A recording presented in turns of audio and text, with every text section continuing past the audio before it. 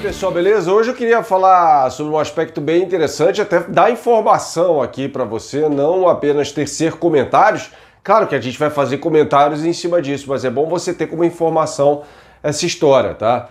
Que o estado físico dos jogadores do Flamengo, que todo mundo sabe, não é dos melhores, e foi constatado lá atrás pelo técnico Domenech Torrent, logo após a segunda partida dele no comando técnico do Flamengo, essa informação trazida e revelada em primeira mão pelo Mauro César.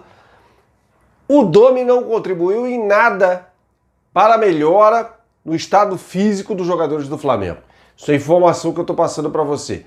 Aliás, o preparador físico dele, que ficou nos 98 dias lá no Ninho do Urubu com o Domenech, não deixou saudade nenhuma. O nome dele é Julián Jiménez. Note que ele, e aí é uma coisa que a gente vai começando a apurar depois do que aconteceu tal, e aí a gente vai juntando uma coisa com a outra, né? Note que ele não era preparador físico fazia 4 anos já. O Julián Jiménez foi preparador físico no Racing Santander, um time pequeno da Espanha, na temporada 2012-2013, depois na temporada 2015-2016 no Espanhol, e desde então não tinha exercido mais a função. Ele foi auxiliar técnico ali por pouco mais do que 3 meses da equipe da Udinese da Itália. Foi um fiasco, aliás, né? E depois foi chamado para ser o preparador físico do Domenech Torrent. Ora, será que ele tinha conhecimento dos métodos mais modernos de preparação física? Não acredito. Não acredito. Então é a primeira amostra, fissura, né, que indica que não necessariamente o critério de busca dos auxiliares na era Domi foi pautado pela competência técnica, né? O Jorge Guerreiro e o Jorge Gris não. Eu sempre falei sobre isso aqui, na época, inclusive, que eram caras competentes, e são, de fato. Mas a gente começa a enxergar e ter informação lá de dentro que o estado físico não é dos melhores, não é. O Rogério Ceni está espantado com isso. E consegue apurar que esse camarada aí, o Julián Jiménez, não deixou muita saudade, não. Que o trabalho dele não foi dos melhores, tá? Então é informação para trazer para você. Então, assim, o Rogério Ceni, além de todos os problemas já citados por ele, né, de que existe ali um problema psicológico até, né, de confiança e tal, ele vai ter de lidar com isso também, e já está tendo de lidar com isso, né? Então é mais uma preocupação para ele. Lembrando que o Rogério Ceni é um cara querido, não existe racha no vestiário, não existe nada disso não, tem umas coisas aí saindo, não tem nada disso não, tá? Até a matéria do Globo do Diogo Dantas mostra isso, não tem, ele não fala que há o vestiário rachado, não, de fato não há. Tinha gente falando sobre isso, racha no vestiário, não tem absolutamente nada disso. O Rogério Ceni é um cara querido pelos jogadores lá no Ninho, um trabalhador, disso já sabíamos, não chega a ser uma novidade, mas assim, assim, cobrar o Rogério Ceni também loucamente por causa de 3 jogos em uma semana é um pouco demais, né, gente? Ele vai ter mais tempo para treinar, e aí sim, as cobranças podem ser feitas. O Domi também não teve muito tempo, não. E eu nem fiz parte do coro fora do Domi, eu acho que até oportunista agora se posicionar contra isso. A gente vai trazendo informações do que vem acontecendo das reações internas lá no Ninho do Urubu.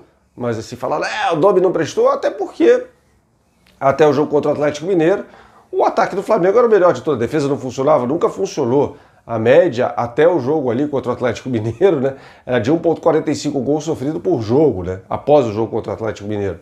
Mas o ataque vinha muito bem, obrigado. Agora a questão é como retomar isso. Claro que o Flamengo sofre com as lesões do Gabigol, do Pedro, né? O Gabigol com chances de voltar até contra o Racing, o Pedro definitivamente não, tá? Felipe Luiz e Diego sendo trabalhados também para voltarem contra o Racing, de repente uma surpresa, aí um deles pinta no jogo.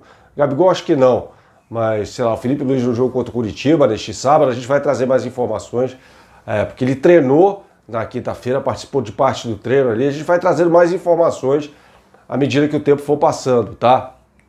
Vale lembrar aqui que o Racing perdeu mais uma, é a 4ª derrota não é um campeonato argentino, é um monstrengo criado lá pela AFA, né? Um formato até de Copa do Mundo, né? Em que os times jogam turno e retorno, parece Libertadores, vai. São 6 grupos de 4, aí depois tem oitavas, tal, por aí vai. O grupo do Racing tem União Santa Fé, o Tucumã e o Arsenal de Sarandi. E aí são os jogos do retorno já, foi a 4ª rodada. E o Tucumã meteu 2-0 no Racing, o Racing perdeu um pênalti ainda, jogou com um time reserva, mas teve a volta do Civitanite, que é titular ali, voltou ao time, estava machucado para adquirir ritmo, até e se machucou de novo, a lesão na virilha, tá fora da partida contra o Flamengo, tá? Então foi um time, o BKSS pensando já no jogo contra o Flamengo, poupou a sua equipe titular, até o goleiro, nem o goleiro jogou, e sofreu, né? Falou, não, vou botar o Civitanite aqui para ter ritmo, né? Se ele não começar contra o Flamengo vai ser uma opção, certamente. Ele se machucou, sofreu uma lesão na virilha, tá fora do jogo contra o Flamengo, né? Lembrando que o jogo é na próxima terça-feira, a viagem será no domingo, tá? O jogo é na Argentina, no estádio Presidente Perón. Claro, a Avejaneda, né? Sem cilindro, chamado de cilindro, porque é redondo. Na Argentina não é tão comum isso. A viagem vai ser no domingo, tá? Para quem não sabe, o Racing Clube, falando um pouco sobre o Racing, é o primeiro campeão mundial de clubes argentino. Não foi o primeiro argentino a conquistar o título da Libertadores da América, né? Esse foi o Independiente, em 1964. Aliás, o Independiente, de 64 a 84, conquistou 7 títulos da Libertadores da América em 20 anos. Essa é uma marca que nunca mais será repetida, evidentemente, né? Mas o primeiro clube a ser campeão da Libertadores argentino e depois campeão mundial foi justamente o Racing, né? Derrotando na final o Celtic Glasgow, que surpreendentemente conquistou, então, Copa dos Campeões da Europa naquela temporada, né? O Racing tem muita história conhecida, como academia, né?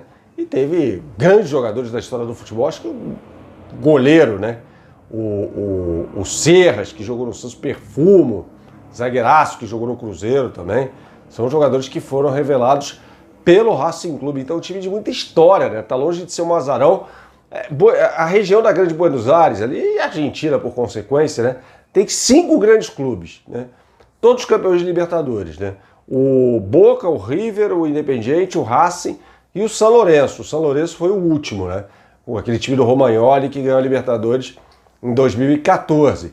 Então são 5, né? Você tem ali Rosário Central, tem uma torcida muito grande, né? Aliás, o Brasil, uma curiosidade, a Copa de 78 jogou no campo do Rosário Central, né? O gigante de Arrochito, naquela partida contra a Argentina, né? Empate por 0-0. O outro grande é o Newell's Old Boys, que joga no estádio Marcelo Bielsa, né? É o nome do estádio até, clube com o qual o Messi tem grande identificação também.